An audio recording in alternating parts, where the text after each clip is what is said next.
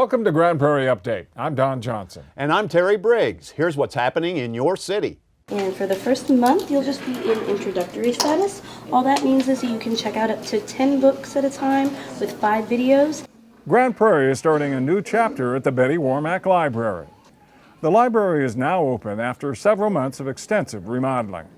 The makeover creates 6,500 square feet of additional space that includes new event rooms, new private study rooms, as well as bigger teens and kids areas. The new Warmack is also dramatically brighter thanks to lighting improvements and more vibrant colors. Patrons seem to like the changes. I love it. I'm so blown away by these private rooms, by the openness, by the friendly staff. I'm just in total shock about how quickly everything was built. It's really amazing.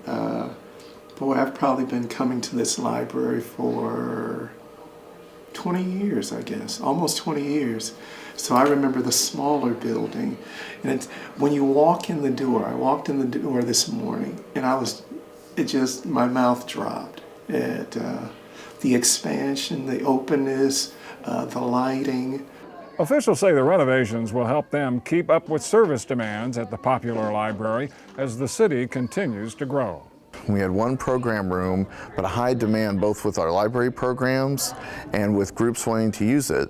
So instead of trying to fit everybody into one room, we made a dedicated kids program room, which allowed us to greatly expand our kids programming capability. And we also wanted to open up a lot more adult programs down here. And so now we have a dedicated adult program room space. They're set off on separate wings from each other, making it easy to have programs at the same time. And the way the sound is set up in this building now, one program could be going on and the other side of the building won't know anything's going on the other side of the building. The library will host a grand opening on Saturday, March 30th.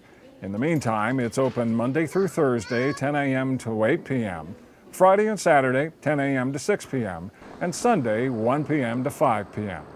For more information, visit gptx.org/library. An evening of lively entertainment, special recognition, Dalworth on 3, 1, 2, 3, Dalworth! And friendly competition drew another big crowd to Grand Prairie's Dalworth Recreation Center. We ask these things in your son Jesus' name. It's the 5th annual Hoops for History, a night that recognizes Black History Month, which is celebrated across the nation during February. The event features live performances by students from schools around the city, special recognition of achievements in the community, Let's go, Dalworth! and of course, plenty of basketball, with a team of Dalworth All-Stars taking on the men and women of the Grand Prairie Police Department in a friendly game of hoops. The annual get-together on the court gives players on both sides a chance to show off their skills and to set an example that reaches well beyond the game. We love getting out in the community and showing the kids that we're not just officers, but we're humans too, and that you can develop good, positive relationships with the law enforcement officers that are in your community. And by coming out and doing this game is an opportunity for both sides to come together and realize that we're working for the same goal, to make the community better and make it safe. This evening also featured a special ceremony for longtime Dalworth leader and volunteer Saloma Gates, who was recognized for more than 50 years of service to her community. It doesn't have to be going to the zoo, doing these big things. You're not there to entertain, you're there to mentor. Investing in Grand Prairie's future is the goal of a new partnership between the city and the people from Big Brothers, Big Sisters.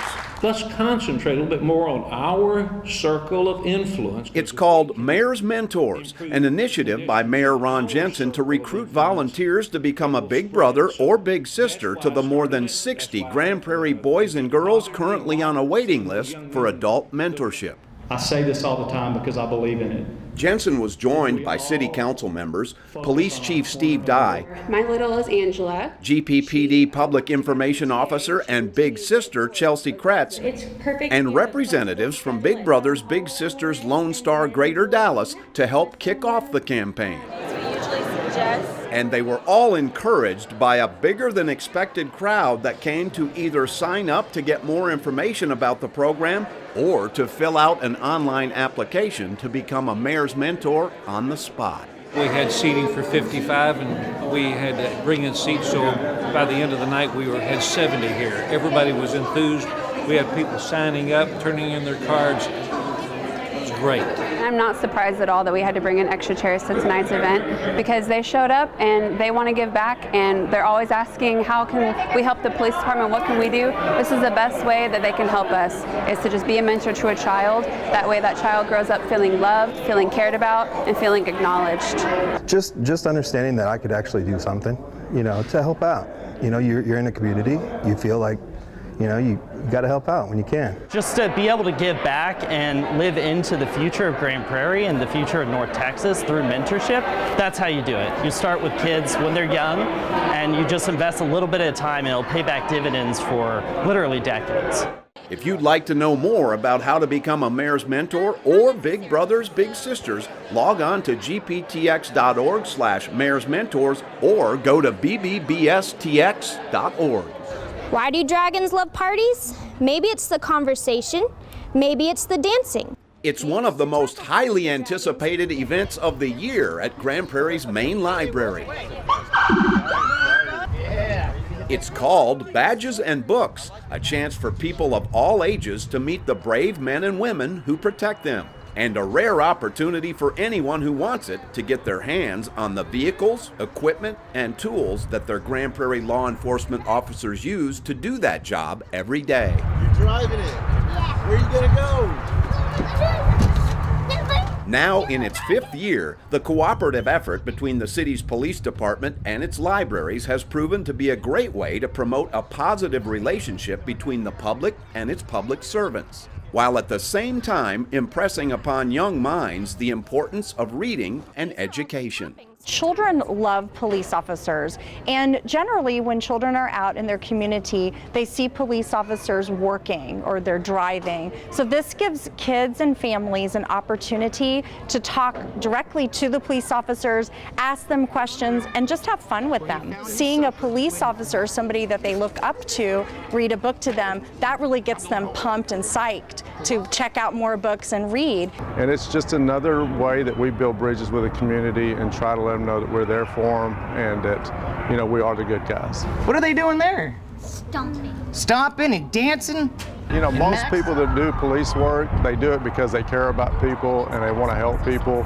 And so that's why you see the officers being energetic about being out here and mingling with the community and being part of it. If you would like to find out more about any of the police department's community programs or services, log on to grandprairiepolice.org. A part of Grand Prairie history is back on the street. The city's very first modern fire truck, this 1939 Ford, has been restored to working condition. The truck was in service for almost 20 years, and when it was retired, it was pretty much forgotten. About 2 years ago, a group of volunteers began restoring it with the help of nearly $150,000 in private funds. The job required some very creative engineering to rebuild the mostly wooden truck with metal parts to make it roadworthy. It was a matter of fabricating that metal to look like the wood. It's not something you just go get plans on, so they had to take the old wood and then draw some diagrams out with it, and then cut the metal out and then form it so that it worked where it needed to. We wanted it museum quality, but we didn't want it to be a museum piece. We wanted something we'd be able to get out into the public.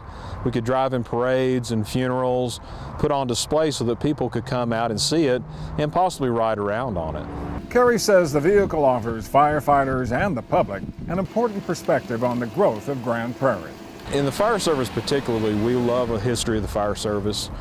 We love to hang on to the past so that we can remember where we came from and what we had to work with back then as compared to what we have now. The truck is expected to make its debut at public events starting this spring. That's it for this edition of Grand Prairie Update. Hope you'll join us again next time.